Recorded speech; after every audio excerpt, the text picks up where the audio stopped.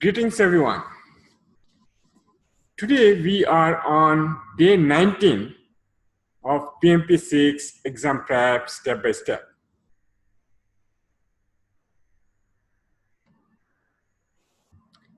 Today we'll be looking at project procurement management knowledge area, processes that are there in project procurement management.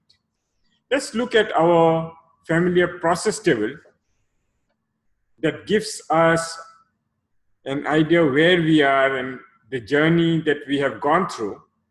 In our last couple of sessions, we looked at project risk management, where we touched upon 7 processes, and we covered these 7 processes over a span of 2 days.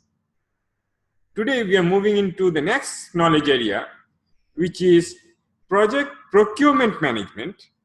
And project procurement management, if you look at it closely, there are 3 processes, one each in planning process group, executing process group, and monitoring and controlling process group. Now, if you look at an overview, procurement management is about purchasing, acquiring products and services from somewhere outside the organization.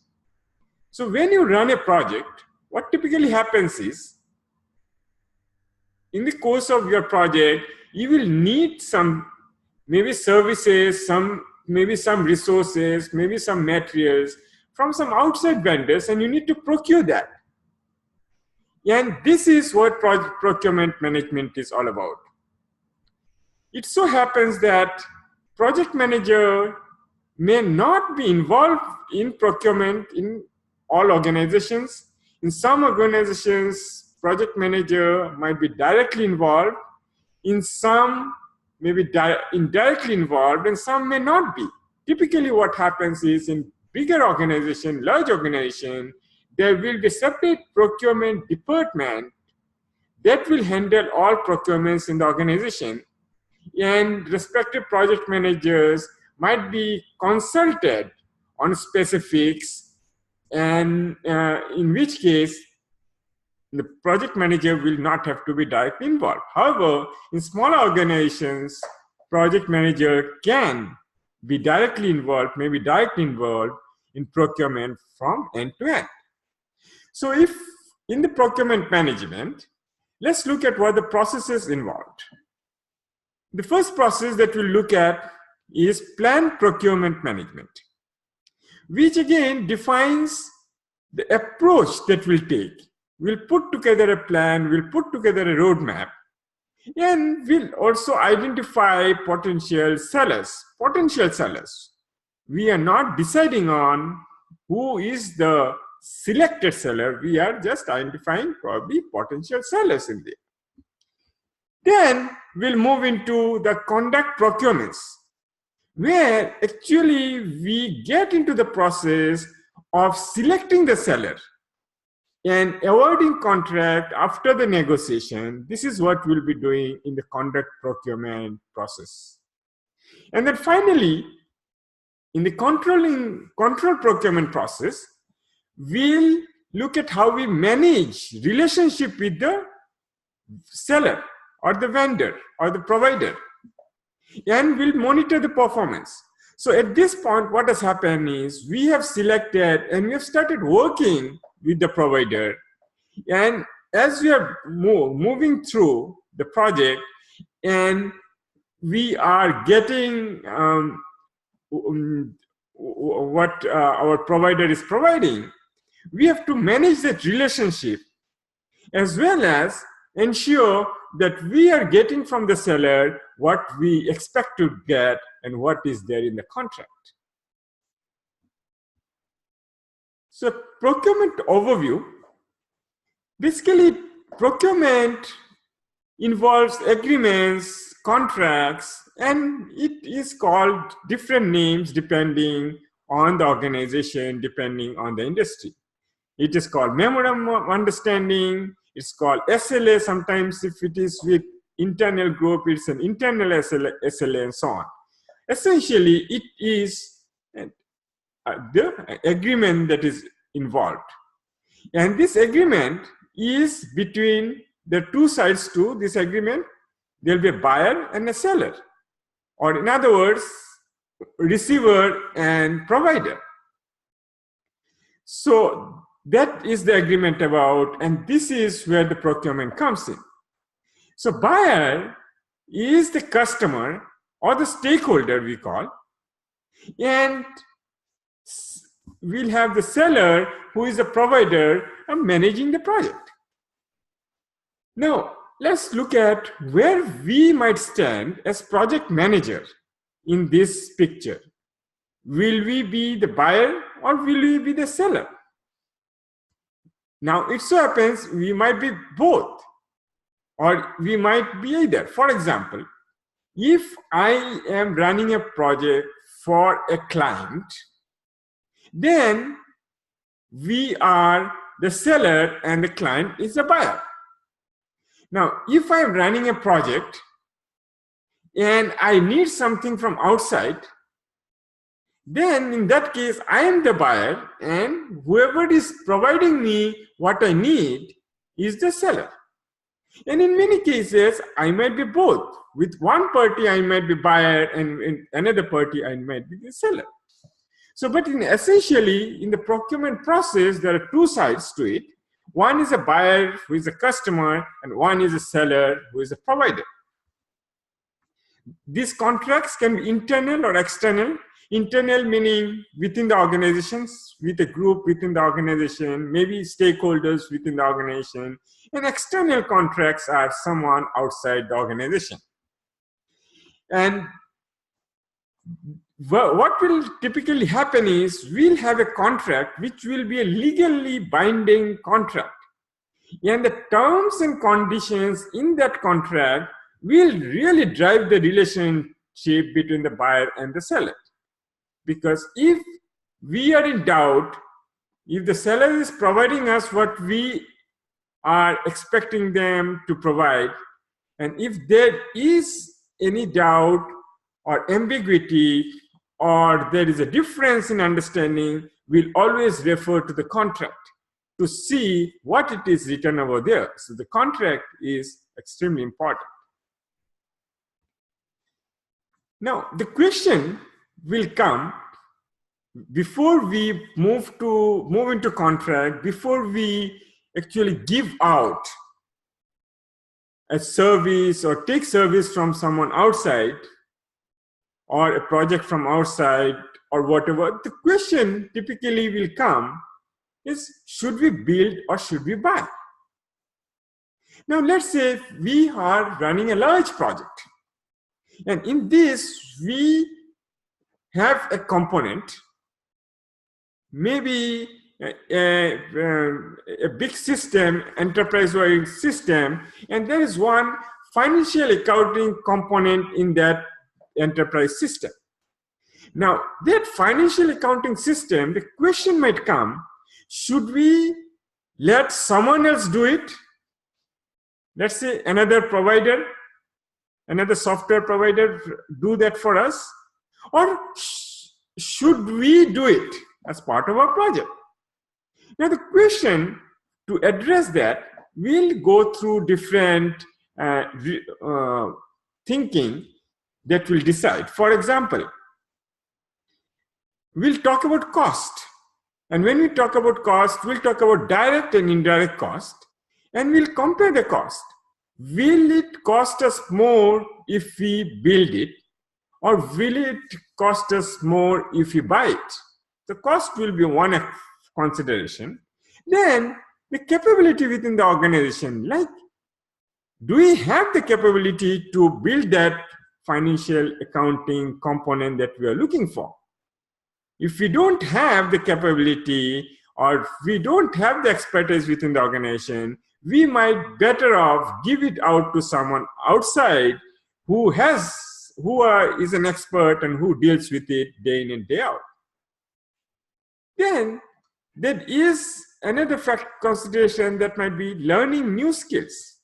Now, if we have not done this, it might involve some learning curve.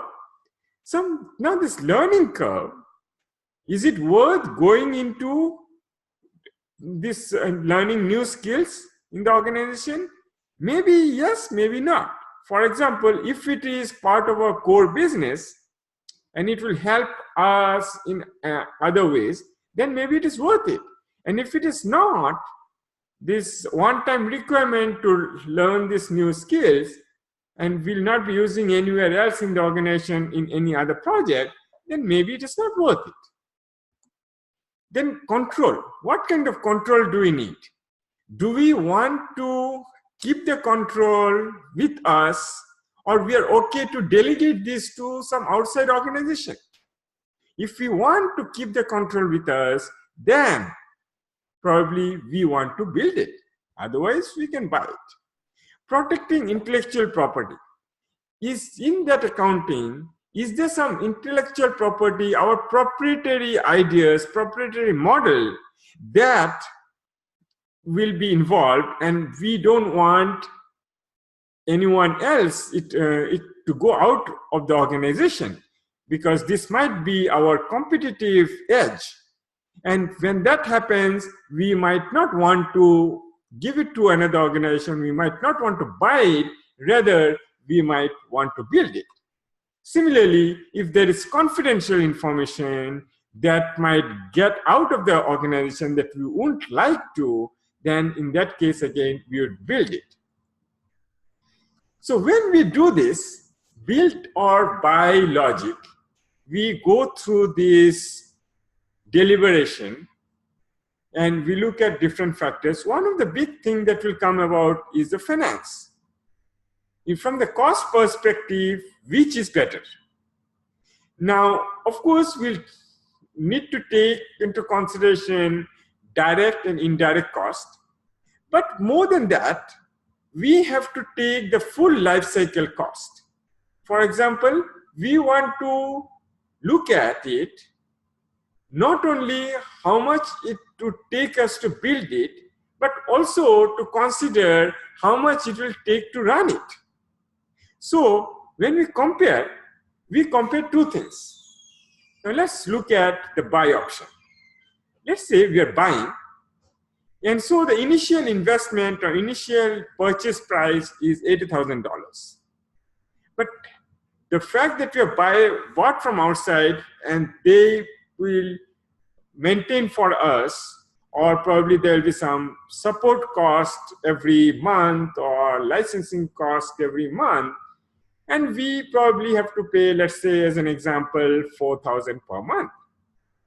Now, in comparison, if we build, we estimate that we'll have to invest $100,000 to actually build this financial component that we're talking about. And because we are maintaining it, we'll be supporting it, we will actually spend in terms of support just $2,000 per month. So under this scenario, which is a better option? Should we buy? Should we build? The question really, when we look at this, it boils down to how much time we'll use this particular system. The way we calculate is, we take the difference, initial investment, which is 20,000, which is if we build, we have to spend 20,000 more. Having said that, if we build, we'll have to, or our monthly expense will be 2,000 less. So when we use this formula, the difference divided by investment, the initial investment difference divided by monthly difference, we come across what is known as break-even. Now, break-even here is 10 months. So what we are really saying is this: if we use this system for more than 10 months, then it is cost effective to build it. Having said that, if we use this component for less than 10 months, then it is more cost effective to buy it. And that is the break-even point. And if it is 10 months, we keep this and use this component for just 10 months, then it doesn't matter, we can, from the cost perspective, we do buy or build, it will cost the same. So this is really the break-even calculation, and that is one of the consideration that we'll take up when we are deciding should we build or should we buy. Now let's say we have decided to buy and then we are stepping into the procurement process, right? We are in the procurement management. Now, another concept is sources. Now, there are different types of sources, and we say that there are three categories of sources. Let's see what are they. One is what we say sole source. Now, sole source basically means there is only one source available in the market, such as iPhone. Let's say you want iPhone, and because only Apple sells that iPhone, you cannot get iPhone from anywhere. There is only one source, and that is a sole source. Then there is another category which we say single source. The single source really means many sources are available, but only one is preferred by us. We prefer only one, and we'll try our best to go with that one and no other. For example, here you see a BMW. Probably this is what you would always go for and you have been always going for. Having said that, it is not that this is the only car company. You can have many other different cars from many other companies. So it is, when you talk about car, then it is a single source. Then there is something called oligopoly. Another category, another type of sources, which is oligopoly. Oligopoly, what we say is, there are many sources, and the market is efficient with that further source, so efficient that it really doesn't matter to you where you go and get your thing for that, or from which sources you get your thing. For example, it's a gas station. When we go and get gas from, we don't care. We can go to any gas station to get our gas. So it's so efficient, it really doesn't matter. We can go anywhere and get our gas.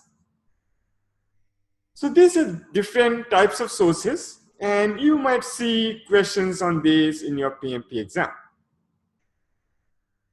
With this as a background, let's move on with the first process, which is plan procurement management.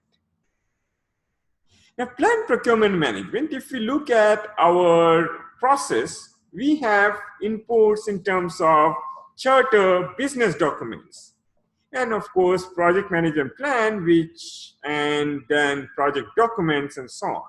And we'll have different tools as usual. The key output that we'll have is the procurement management plan, and we'll have procurement strategy, bid documents, statement of work, and so on. Now, let's first look at the procurement steps. When we go into procurement, what are the different steps that we take as we move through the procurement process? Typically, what happens is, to start with, you will prepare as a buyer some documents and maybe statement of work or terms of reference, basically saying that what it is that we need. And there will be some other documents like request for information, request for quote, and so on. And so you will also prepare that SOW, and then you'll prepare high-level cost estimate based on what you are asking for from, or what you are planning to ask from the provider. So you prepare a high-level cost estimate, and then you will go ahead and advertise for opportunities. Basically, advertise and say, hey, we need this stuff, are you available, or will you be able to provide? And if you are providing, how much it will cost. So before that, we do high-level cost estimates so that we have a ballpark figure where we are hitting. Now, when we do this advertise opportunity, then now when we advertise, we can advertise many different ways. We can actually tender a bid, and we can actually reach out to different known potential sellers, or different ways we can go about it. Now, once we have done that and we got responses from our prospective sellers, we shortlist qualified sellers from that list. Once we shortlist qualified sellers, we issue, or maybe from request for information, we'll go ahead and shortlist the sellers from initial information that we get. And then we issue the bid documents. Bid documents, okay, so here are more specifics. So tell us exactly how much it will cost, or what the proposal is, and so on. So seller then submit the proposal. Once seller submits the proposal, we conduct evaluation for this proposal. For all the sellers who have submitted a proposal, or rather the shortlisted sellers to whom we have provided these bid documents and they submitted the proposal, we'll conduct evaluation for those proposals. And when we conduct evaluation, and in the process, we'll also do the cost evaluation. Who is costing more and who is costing less? Is it justified? And so on. And then based on this evaluation, proposal evaluation, based on the cost evaluation, we will come with a final evaluation and we'll select the winner. In other words, who we really want to go with in this procurement relationship. And then when we have that, we get into negotiation, and we award the contract, we sign the contract with that particular provider. So these are typical steps that you would go through during the procurement process. Now, when you go into the procurement process, when you sign a contract has its own characteristics. So let's look at what is a contract. What is the contract about? A contract is a legal document between the buyer and the seller. Remember, it is a legal document. And as a result, what happens is the procurement process is basically your legal department will get involved, and because there are legal implications and there can be penalties involved and so on and so forth, and therefore there will be it's not that project manager will do it independently. And many times, or especially big organization, like I said, project manager might not be driving the procurement process. And even when project manager has to drive the procurement process, project manager need not know all the details, idiosyncrasies in terms of the legal implications. They have to have an idea into the process, but in this process, as they're doing it, project manager will pull in other resources in the organization like legal counsel and so on and so forth. Now, this is a legal document between buyer and seller, and it is backed by US court system. So someone cannot back out from this contract because it is backed by US court system, and if one doesn't comply, one side doesn't comply, they can be taken to the court. It includes requirements for buyer from seller. In other words, what the seller is going to provide buyer. And at the same time, this is not set in stone. In fact, contracts as we move through the projects, can be changed, and it gets changed. But when it gets changed, it has to be mutually approved, and there has to be written confirmation from both the sides before it is changed. And contract, another characteristic is, as we'll see later, it can be used as a risk transference tool. Like we saw in the risk management, we are planning for risk response. One of the strategy for the threat or negative risk is to transfer the risk. And we can transfer the risk by using contracts, through contracts. There's some properties of the contracts. Like we said, it is agreement between buyer and seller. It obligates seller to provide some offer. Provider will be offering something, and buyer has to compensate in return. It obligates buyer to compensate. And it has to be signed by someone with authority in the organization. Typically, in an organization, there will be some designated personnel, designated authority who will sign such contracts. As we have mentioned already, it is legally binding, and there are different types of contracts, and very broadly there are two types. One, what we call the fixed price, and another, what we say is a cost reimbursable type of contract. Now let's look at different types of contracts. Like we said, there are fixed price contracts. Fixed price contracts basically is when we say that as a buyer, we set a fixed price.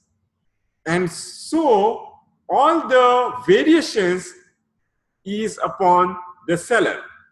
As opposed to fixed price, it's a cost reimbursable contract, is the buyer will pay, keep on paying whatever cost is incurred in terms of resources, in terms of materials, and so on and so forth. In addition to that, there will be some kind of fee attached to that. But the bulk of it will be in a reimbursable form that the buyer will pay as the project moves. And the other is a time and materials. It is purely in terms of how much, what material is being used and what is the time. And then it is also called a T&M contract. Now let's look at each of them a little more closely to understand what is the implication and what it really means. Now, in fixed price contracts, there are different variations, and one of them is called firm fixed price contracts. So firm fixed price contracts, it is typically the most commonly used contract type, and that's because a lot of these agreements are driven by buyers, and buyers will prefer fixed price contract rather than the cost reimbursable contract. We'll see again why. That's because the cost of overruns risk with overrun risk is with the seller, because we are saying that this is that we are fixing it at this. When you finish the work, we are going to give you this much amount of money, and if there is any kind of variation, then, well, it is up to you. I cannot take that. So the risk of any kind of or any uncertainty in the project in terms of cost lies with the seller. And that's why it is favored by most buying organizations. And buyers, but in this particular case, buyers should precisely specify requirements, because later on, if you specify something more, then there will be more costs that you'll incur. Now, let me take an example here to really understand what we are talking about. Let's say you are planning to build a house. You have selected a contractor who will build the house. So for a fixed price contract, what you will come to an agreement with the contractor is saying, hey, this is what I need exactly. You see this, drawings and the blueprint, all this. This is exactly what I need. You tell me what it will cost. Now, when you go with a fixed price, you say, you just tell me what it will cost, and if I agree, we'll go by that. Having said that, after that, it is your problem if the material is cost more or cost less. I don't care. I'll arrange for this finance, whatever it will cost, and we'll go with that. So the person might say, or the contractor might say, okay, it'll cost you $200,000. Now, $200,000, that is fixed. That's a fixed price contract, $200,000. And you agree with that. And as a result of this agreement, fixed price agreement, as you can see, anything that happens, let's say the material cost suddenly shoots up, because you never know in the market, it shoots up, you don't have to worry about it because you have agreed to pay the $200,000 that you have decided upon. But at the same time, if you suddenly say, hey, I need an extra room, as an afterthought, I think I need one more room, then the contractor will say, okay, if you say that, then, because of this extra room, maybe the contractor will say, okay, you'll have to add another $50,000 or whatever. So if you go for this kind of contracts when you know exactly what you want, your requirements is very specified very clearly, and you don't think there will be change in the scope. As opposed to firm fixed price contract, there is this fixed price incentive fee contract. So what this really means is, it is fixed price, but it allows deviation in performance. In other words, you can tie some financial incentives to the performance. Well, and this performance, there will have to be an agreement upon some measurable terms, some metrics, right? And this performance, when you say tied to performance, it can be cost performance, it can be schedule performance, or it can be technical performance. But at the same time, as a buyer, you might want to put some price ceiling so that it doesn't go above some value, so that you contain your risk. But at the same time, seller carries the risk of overruns above the ceiling. Now, for example, again, in this house that you are getting built, and with a contractor, what you might say that, now you are building a house and you are planning to move to this house after the house is built. The person has said, no, it will take me 2 years to build your house. And the earlier that you get is better for you. It will save the rent that you are paying now, maybe $10,000 per month. Now, if that's the case, you might come to an incentive fee contract saying that you will tell the contractor or come to an agreement with the contractor, okay, it will take 2 years and it will cost $200,000. But if you, for every 1 month earlier that you deliver this, you finish the work, you will get $8,000 extra. For example, if you, instead of 2 years, 24 months, you finish in 23 months, you'll get not $200,000, but $208,000. And it can go on, because, and you are coming to that agreement because it has, if you get it early, it benefits you.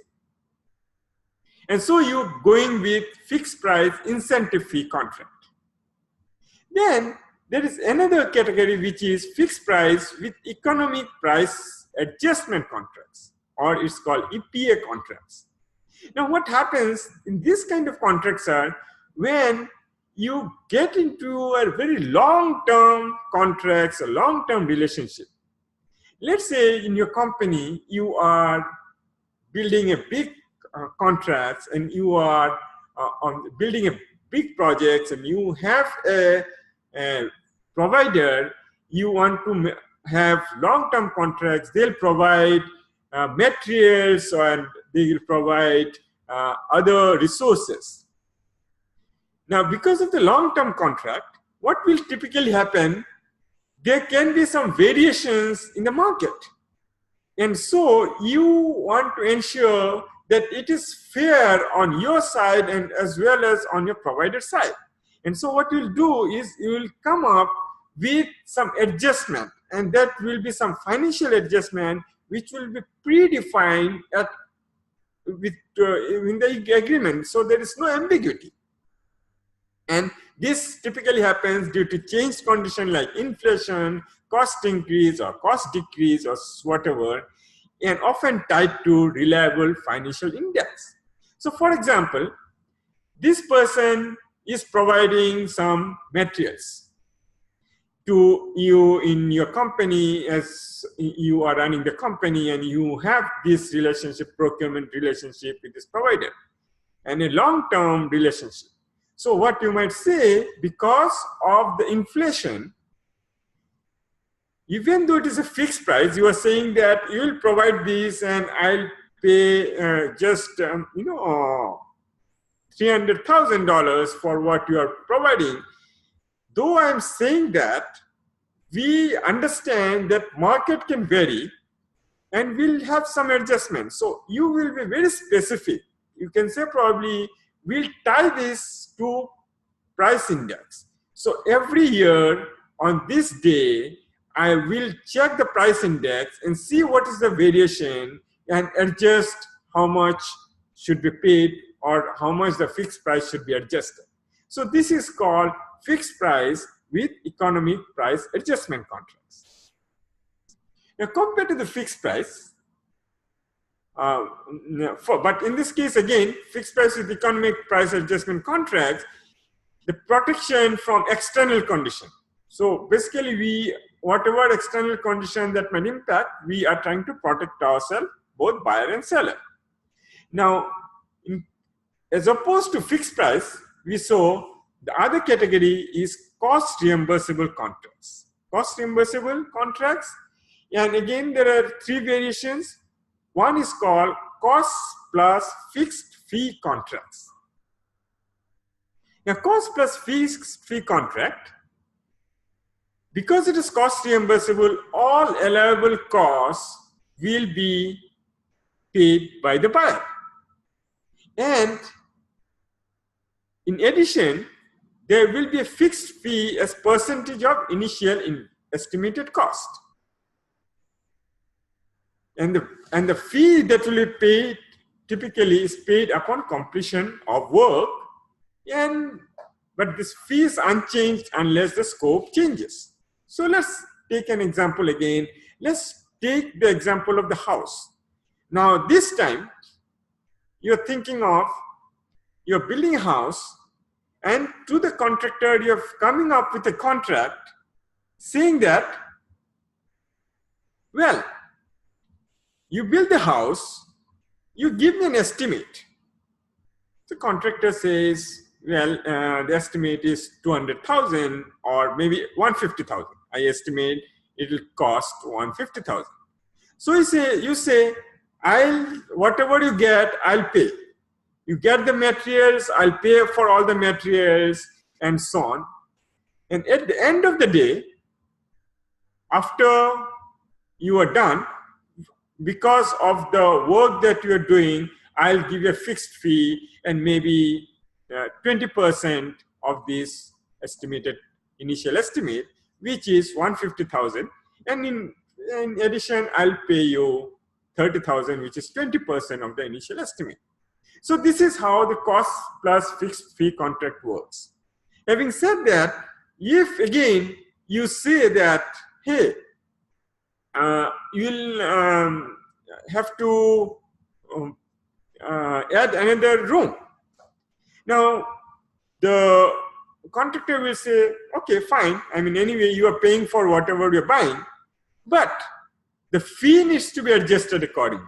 So if it might cost another 50,000, so if you go by the same rate, 20%, you will have to add 10,000 more to the fixed fee that you have agreed upon before. So that is called cost plus fixed fee contracts. Then we have cost plus incentive fee contracts. Now, cost plus incentive fee contracts is again all allowable costs because it's a cost reimbursable. But here, there will be some predetermined incentive fee on performance goals. We are talking about, for example, we are basically incentivized, we're providing some incentive so that the contractor will build this with some performance goals. And we'll take an example. And it might be pre-negotiated incentive. That's a cost incentive. And we say 80-20 sharing. But buyer still carries risk of overruns. So let's say again, take this example of the house. In this house, now we are saying that, hey, okay, you are building this house for me, and your estimated cost is 15,000. Having said that, estimated cost is 150,000. Now, because 150,000, and maybe you say, okay, I'll provide you 10% some fee. But in addition to the 10%, I'll also have some incentive fee. Incentive fee, what you say to the contractor, if the estimate we have now is 150,000, and if this costs less, let's say you can build this house for, let's say, 100,000, the 50% or 50,000 that I save, I'll pay 20% of that 50,000 to you. So the contractor will have an incentive to actually build this house at a lower cost because a part of it is going to that contractor. But having said that, this performance fee or goals has to be very precise. It has to be put down in the contract, and it should be measurable. Then there is another type which is called cost plus award fee contract. In cost plus award fee contract, again, because it's cost reimbursable, all allowable costs are borne by the buyer, and there will be some component of fee, but the majority of the fee will be based on satisfactory performance. But the difference here is that it is upon subjective review by the buyer, and it is not subject to appeals. So again, in this house example, let's say we have talked about that the initial estimate is 200,000, and we said, okay, 10% is what the fee that I'll be paying you. But if I'm happy with your work, if I'm happy with the work that you do, then I'll pay you another 20%. Now, in this particular case, it's an award fee, and if I'm happy or not happy is really a subjective matter. And if you don't agree with me, or if the seller doesn't agree with me, in that case, the seller cannot take it into court because it is an award fee contract. Unlike in the incentive fee, if there is a difference in opinion and there is a contention in understanding, then it can go to the court. Seller can say, okay, I was told this and I was not provided this, can be taken to the court. But in case of award fee, it is not so. And then there is a time and materials contract, T&M, which is really about paying an hourly fee and materials, whatever materials paid at cost. There is nothing more, nothing less. And this is typically taken up, this kind of contract, when you cannot estimate a full value. You cannot estimate the total, what will be the total cost. And so you go by whatever is incurred in terms of, manpower cost, in terms of material cost. So this is called time and material contract. And sometimes we have not to exceed clause for protection, basically saying that, okay, I'm going by T&M, but the maximum that it should be maybe should not exceed 100,000. And this kind of thing happens specifically when there are a specific object, specific milestone is there, but then you don't have the full value, you cannot estimate the full value. And there can also be some time limit restrictions. Now, let's take a summary look for all these type of contracts. If you look at the distinguishing feature, we see for the fixed price, there are, one is with the performance incentive, one is with the external conditions. Again, cost reimbursable, we have different category. One is fixed fee component, incentive, award fee, and then time and material is, of course, hourly fee, labor for labor plus material cost. Contract basis, the fixed fee ones are the fixed price you're talking about, and others are cost reimbursable. For in terms of additional cost or fees, for fixed price contracts, if it is not incentive or index adjustment, it can only happen because of the scope changes. Whereas for the cost reimbursable, they are based on the fees, and of course, time and material, there is nothing like additional because you're going by whatever comes up. Risk of cost overruns. In terms of fixed price contracts, is seller takes the hit, seller takes the risk. For the cost reimbursable and the time and material, it is the buyer who takes the risk. And when are they suited?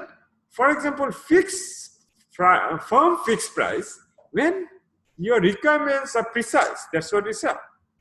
And firm FPIF, for example, incentive fee, for a fixed price incentive fee, when there is some performance, enhanced performance will benefit you as a buyer.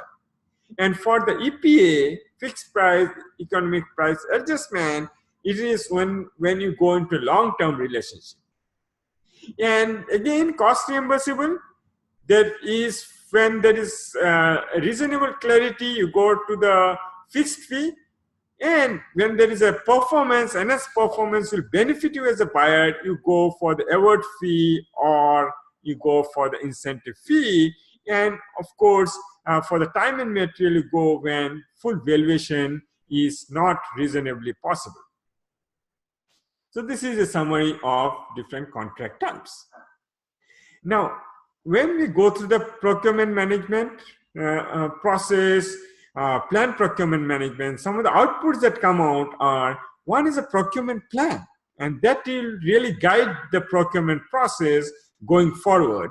And what will include in the procurement plan is like coordination process. How should the procurement be coordinated? What activities? What is the time frame, a timetable for the procurement? When we should invoke the discussion or selection process, when we should come to the negotiation, when we should sign the contract, then what are the metrics that we'll apply in measuring, who will take the roles and responsibility from the stakeholder side as well as for the team, what are the constraints and assumptions that will come and play during the procurement process, what is the legal jurisdiction And do we need an independent estimate?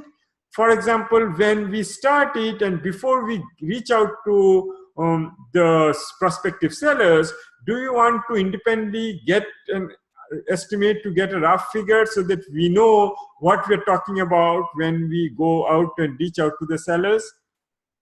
And then what are the risk management issues? And do we have to go with pre-qualified sellers? Some of the organizations have pre-qualified sellers that have been tested and they already have relationship, and they don't want to go to any unknown providers. And when there are pre-qualified sellers, you as a project manager have to go by that and select one of those sellers, pre-qualified sellers. You cannot go somewhere with someone outside that list of pre-qualified sellers. And then you have to also think about procurement strategy that will also come as an output from planned procurement management. And procurement strategy will have delivery methods. Now, these delivery methods, when you talk about, they are different for different type of services. One is for professional services. You might say things like, well, you can subcontract, or you don't allow subcontracting, depending on what you are looking at from your project context. And joint venture is allowed or not allowed, or we're going with it as a joint venture. So these are things that we'll talk about when you are talking about delivery methods for professional services. As opposed to that, if you are going with some construction work, you might talk about, should it be a turnkey project, should it be design build, should it be design build, on all different other methods that we'll talk about in terms of delivery. Then we'll talk about contract payment types. Again, what we talked about, should it be fixed, firm fixed, should it be cost plus, incentives and awards? These are things that you will put together as a procurement strategy when you are putting together the plan. And then finally, you will talk about the procurement phases. What should be the sequencing, and should we go after with different phases?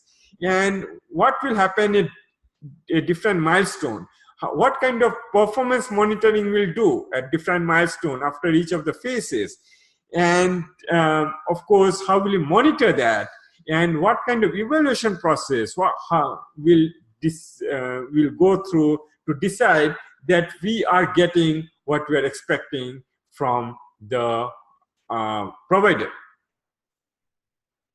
Then bid documents. When we say bid documents, there are three big categories of documents.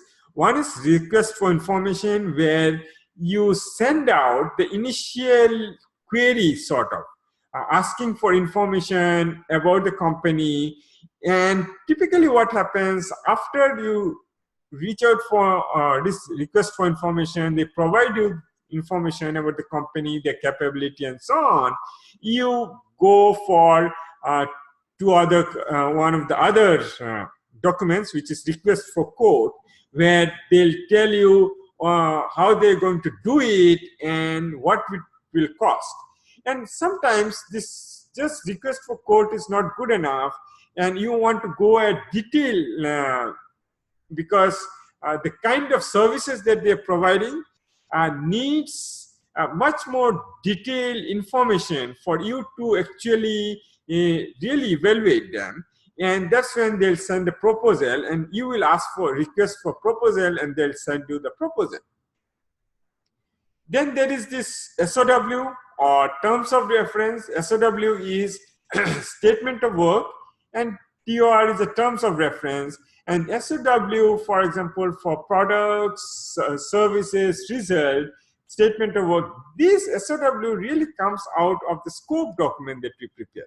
Scope document, and only that part of the scope document that is applicable to what we are asking from our provider. And it will have things like description, specification, quantity reserved, quality levels, performance, period of work location, payment details, and so on. So, but then what you see here, these are just some of the things, but this, what we are putting together in SAW, will depend on what kind of project, what industry, what it is that you are looking for in the project, and it will differ from the project to project. Then we have TOR, or these TOR terms of reference are typically for contracting services, and that might include tasks required or standards applicable, data needed for approval, or detailed info for buyer to provide and schedule. These are things that if you are going for contracting services, you need to provide as terms of reference. So this is another aspect to when you're planning procurement management. And then finally, you will also think about and put together what are the criteria that will apply in selecting your source. And because you will not be selecting just on cost, you will take many things in consideration to actually decide who you should go with. And some of the things that will go with, for example, what is the capability or capacity they have? Then you will think about the product or life cycle cost. The total cost, like we said, not just the initial, but the total life cycle cost. Which source will cost how much in terms of the total life cycle cost, or in terms of delivery dates, when each of them can provide you, what kind of expertise each of the source have, what kind of experience they have. And if when they give you a proposal, you might be asking for from them to tell you how they'll be actually solving a problem. And from their solution, you might want to see how adequate their solution is with respect to what you are seeking, what you are expecting. And then what is their staff qualification or competence, management experience, and how will they transfer the knowledge, or do they transfer the knowledge? What kind of training that they will provide when they are ready to hand over the final outcome to you? So these are things that we look at in the source selection criteria. So with all this, you have put together the plan, procurement management plan, and now you are ready to go into the next process or next step, which is conduct procurements. So let's look at the next process, which is conduct procurements. Conduct procurements, if we look at from the process angle, again, we look at the project documents, procurement documents that we have done, and there will be some bidders conference. We'll see how we go about it. And at the end of it, we are actually selecting the seller. At this point, we are selecting the sellers and we are drawing an agreement with the seller so that we can be ready to start.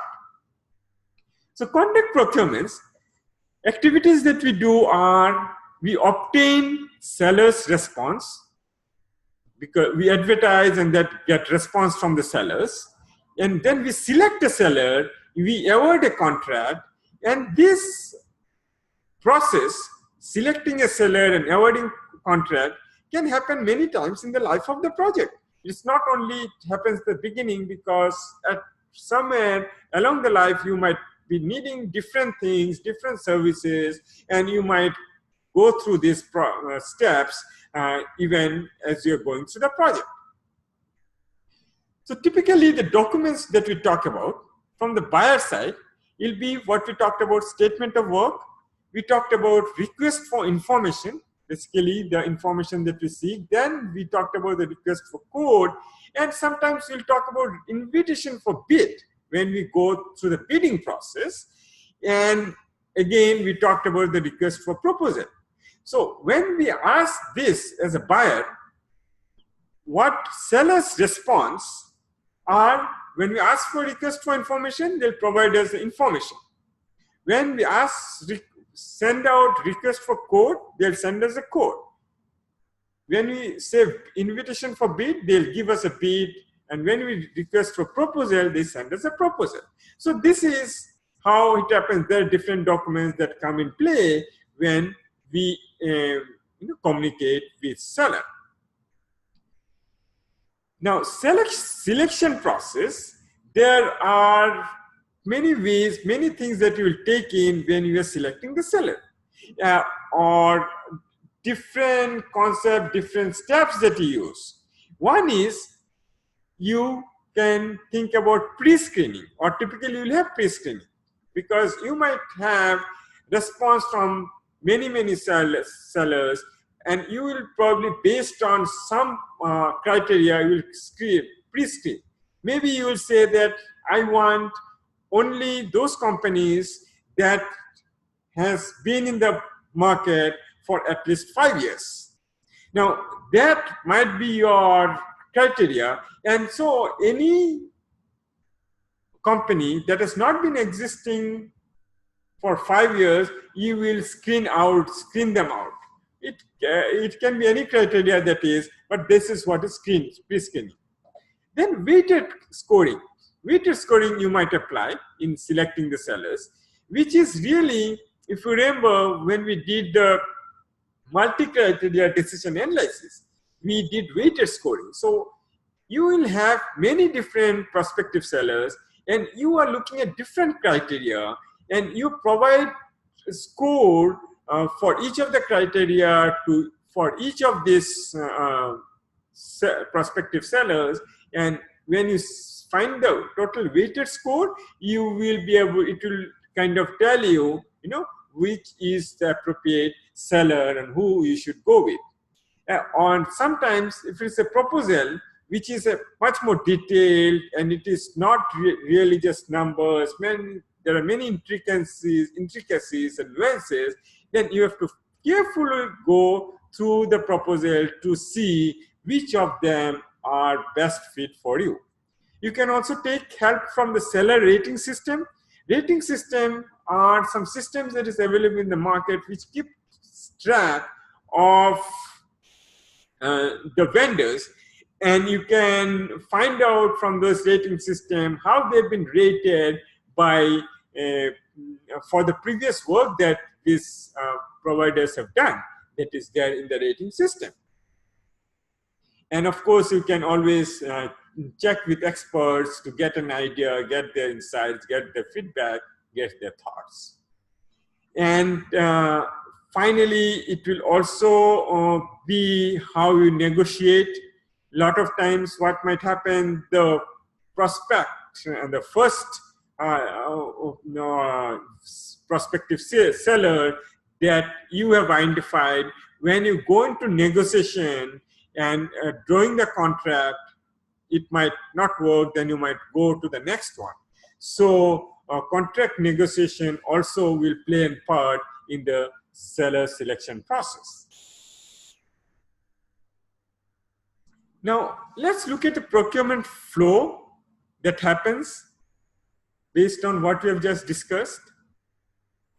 So the buyer will send SOW or RFI, RFQ, IFB, for example, invitation for bid, request for proposal to seller.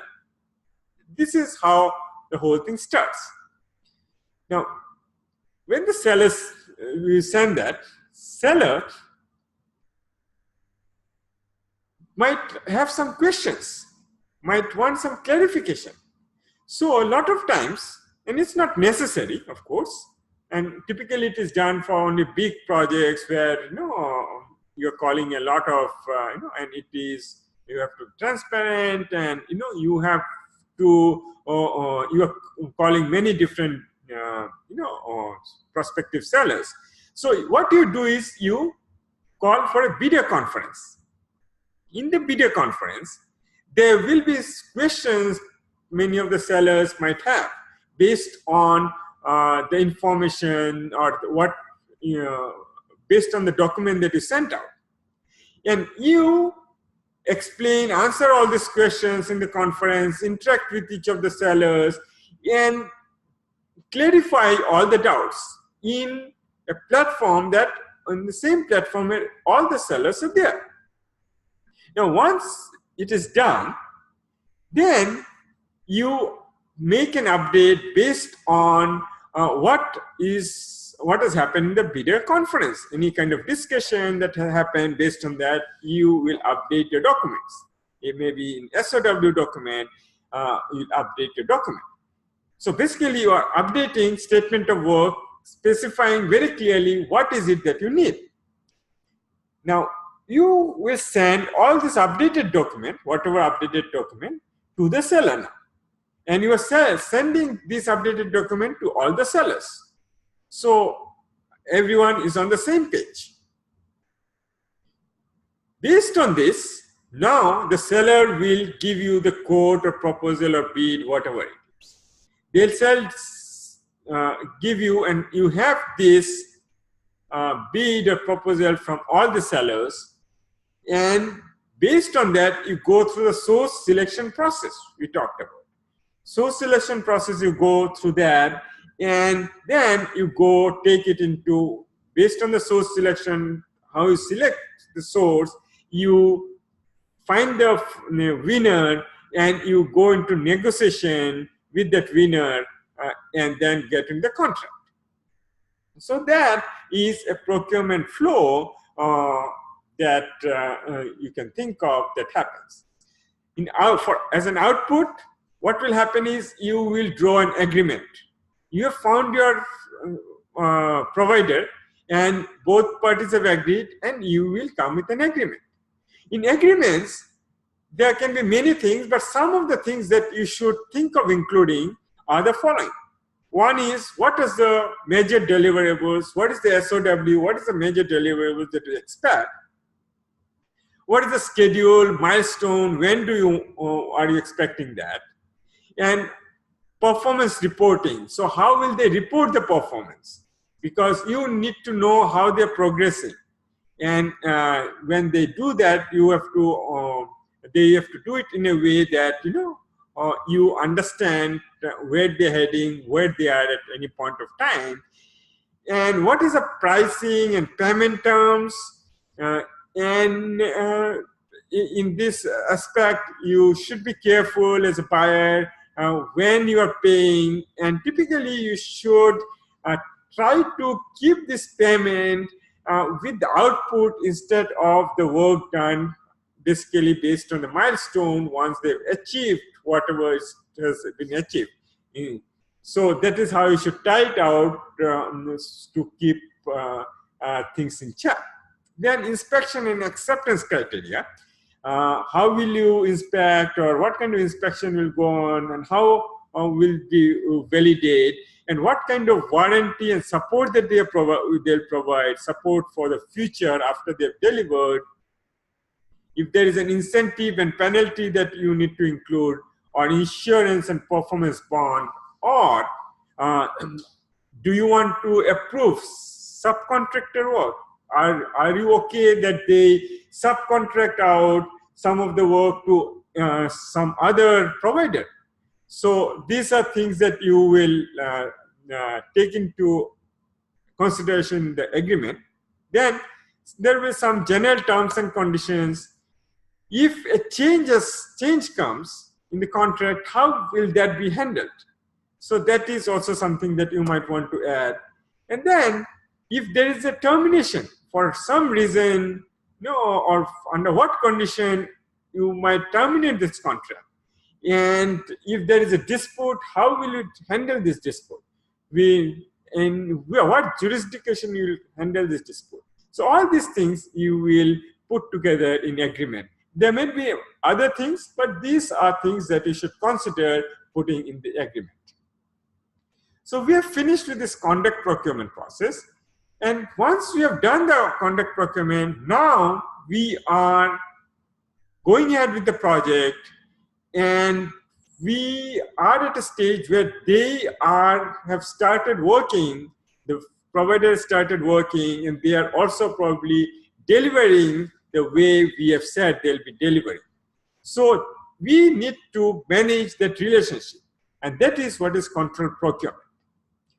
Control procurement, if you look at the process, again, agreement is one of the key input, because agreement is what is driving the relationship, and there will be some tools that we'll look at. And finally, at this point, we are, as an output, we look at the work performance documents and procurement documents, and also we'll close the procurements when it is time to close.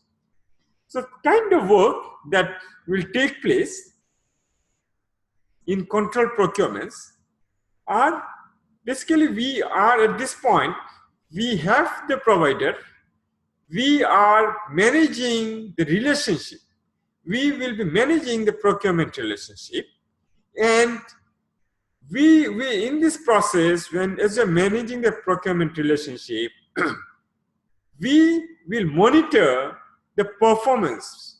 Are they providing the way it is written in the contract? So we'll monitor the contract performance, and if there has any change that comes about, any correction that needs to be done, that is again something that we need to manage in this particular process, which is a control procurement process. And finally, when the work is done, we'll be closing out contracts. So this will be taken, these are the activities that will be taken up in this particular process. When we are doing the control procurements, we will be doing some administration in terms of the procurement. And the kind of things that will come in is, we will be managing project records, because a lot of data will flow through, and we have to maintain those records. And if there are plans and schedules, procurement plans and schedules that get changed, that needs to be refined, that we have to deal with as we are administering procurements. And this procurement related reports, basically based on the procurement, what is happening, we have to communicate that, and that information will go through us to our stakeholders, because we are the face of the project, and whatever the provider basically provides to our project, or wherever they are, we have to actually communicate to our stakeholders in our organization most of the time. And we will many times probably even monitor the procurement environment. For example, you are working with someone, they are developing in their particular lab or something, you might want to have a look at that lab and see how they are, so that you can adjust yourself based on their environment. And payment of invoice is important. Payment of invoice is important. Basically, you have to ensure that they are getting paid in time. And at the same time, you have to put the payment, ensure that the payment schedule is put in such a way that it is based on the work that is done. Work that is done or milestone that they have achieved, and not really how much effort that they have put in. Because you want to really deal with output that comes out from them, and that is how the payment of invoices should be structured. Then finally, let's talk about claims administration. There will be, or there may be, a lot of times it happens, there are some contested changes. Maybe there are some changes that is done, and the buyer and seller will have different view. Buyer might say that this was already there in the original SOW. Seller might say that, hey, this was not, this is a new thing. And so there might be some contested changes. And when there are, and it cannot be resolved, it becomes a claim. And these claims are really disagreements on compensation. And this unresolved claims, if that cannot be resolved, that becomes disputes and appeals. Disputes, it becomes a dispute because we're not able to solve that, and it can even go higher and become an appeal. But any such thing, such claims can happen through the life of the project's life cycle. So they should be documented properly, they should be processed properly, yes, and it should be resolved as early as possible. We don't want that to be hanging. And when, as a buyer and seller cannot resolve that, we might go into alternate dispute resolution. Basically, some third party arbitrator will probably come and try to get this resolved. The last thing that we really want is to go to the court, and neither the buyer would want to go to the court, neither the seller.